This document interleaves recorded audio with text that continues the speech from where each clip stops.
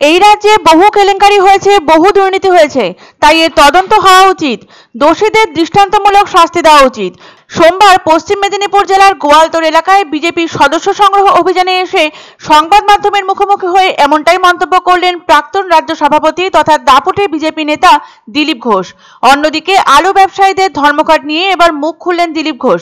তিনি বলেন, আলু ব্যবসায়ীদের লস হলেও ব্যবসায়ীদের ক্ষতি। বিগত বছরে আলু চাষের সময় ভারী বৃষ্টিপাতের দরুন দুবার চাষ করতে হয়েছিল আলু চাষীদের, ফলে বহু খরচ হয়েছিল তাদের। এই অবস্থায় সরকার তাদের পাশে দাঁড়ায়নি। রাজ্যের এত আলু যাবে কোথায়? বাইরে যেতে দেওয়া হয় না এই আলু, ফলে তার রাস্তায় ফেলে দিতে হয় আলু চাষীদের। আবার আলু ব্যবসায়ীরা ট্রাক মালিকদের কাছে গিয়ে ট্রাক ভাড়া চাইলে আগে তারা জিজ্ঞাসা করছে কি নিয়ে যাবেন। যখন ব্যবসায়ীরা বলছেন আলু নিয়ে যাবেন, তখন ট্রাক ভাড়া দিতে চাইছেন না ট্রাক মালিকরা। মমতা ব্যানার্জি শুধু পঞ্চায়েতি করবেন এবং দালালদের পয়সা পাইয়ে দেবার চেষ্টা করবেন। ঠিক এভাবেই মমতা বন্দ্যোপাধ্যায়কে নিশানা করলেন দাপুটে বিজেপি নেতা দিলীপ ঘোষ। অন্যদিকে এ রাজ্যে বহুবার দেখা গিয়েছে তৃণমূল নেতার বাড়ি থাকা সত্ত্বেও আবাস যোজনায় তাদের নাম উঠে আসছে। সেই বিষয় নিয়ে এবার মুখ খুললেন বিজেপি নেতা দিলীপ ঘোষ। যেখানে খাদ্যমন্ত্রী এবং স্বাস্থ্যমন্ত্রী জেলে যায়, সেখানে এনারাও জেলে যাবেন। পাশাপাশি বাংলাদেশের পরিস্থিতি নিয়েও এই রাজ্যকে নিশানা করলেন দিলীপ ঘোষ। এছাড়াও এই দিনের কর্মসূচিতে উপস্থিত ছিলেন বিজেপির জেলা সভাপতি সহ একাধিক জেলা ও রাজ্য বিজেপির কর্মী সমর্থকরা। গত বুধবার পূর্ব বর্ধমান জেলার কালনার ইন্দিরাবাজার এলাকায় বিজেপির সদস্য সংগ্রহ অভিযানে যোগ দিতে এসেছিলেন বিজেপি নেতা দিলীপ ঘোষ। এখানে এসে আবাস যোজনার দুর্নীতি নিয়ে রাজ্য সরকারকে কড়া ভাষায় তোপ দাগেন তিনি। এরই পাশাপাশি রাজ্যের সার নিয়ে কালোবাজারি চলছে বলেও অভিযোগ করেন তিনি। 2024-এর লোকসভা নির্বাচনে এ রাজ্যে আসন কমার পরে ফের উপনির্বাচনে 6টি আসনে হারের ধাক্কা সামলাতে হয় রাজ্য বিজেপি নেতৃত্বকে। শুধু তাই নয়, এই 6টি আসনের মধ্যে বিজেপির দখলে থাকা মাদারিহাটেও ঘাসফুল ফোটে। আর এই ফলাফলের পরে বিজেপি নেতৃত্বের একাংশের ক্ষোভ প্রকাশ্যে চলে আসে।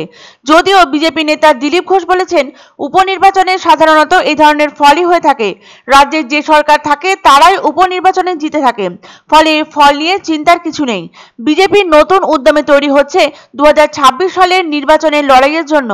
পঞ্চায়েত থেকে আরম্ভ করে ট্যাব কেলেঙ্কারি এমন কোনো নাই যে কেলেঙ্কারি হয়নি। যে তদন্ত হওয়া উচিত এবং দোষীরা যাতে সাজা পায়, সেই জন্য তদন্ত হবে, রেড হবে, এটা চলতেই থাকবে। আরো বাড়ানোর দরকার আছে। আনন্দ সংবাদ, আনন্দ সংবাদ। 30 বছরের নির্ভরযোগ্য প্রতিষ্ঠান ইন্দ্রমণি রাইস মিল। আমাদের কয়েকটি জনপ্রিয় ব্র্যান্ড হলো তাজ, বরলি, খুশি ইত্যাদি। আমাদের factory outlet CG trading company, Dinbazar, axis ব্যাংকের পাশে, জলপাইগুড়ি। এখানে সুলভ মূল্যে গুণগত মানের সব ধরনের চাল পাওয়া যায়। Phone number 9547029475। পছন্দসই সেরা খাবার খেতে হলে সোজা চলে আসুন রুচিসম্মত আধুনিক মানের রেস্টুরেন্ট রাজদরবারে। কেননা এখানেই আপনারা পাবেন ভোজনের রাজকীয় অনুভূতি। শুধু পুজোর সময়ই নয়, সারা বছরই রকমারি খাবার সরবরাহ করাই এই রেস্টুরেন্টের আভিজাত্য। আমাদের ঠিকানা রাজদরবার, রাহুতবাড়ি, বাবুপাড়া, জলপাইগুড়ি। ধামাকা ধামাকা ধামাকা!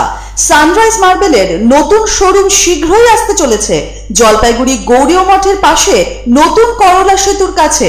এখানে পাবেন আধুনিক টাইলসের রকমারি সম্ভার। এক অন্য অনুভূতির স্পর্শ পাওয়া যায় রয়কো ব্র্যান্ডের গেঞ্জি ও জাঙ্গিয়ায়। তাই ছোট বড় সবার পছন্দ রয়কো গেঞ্জি ও জাঙ্গিয়া।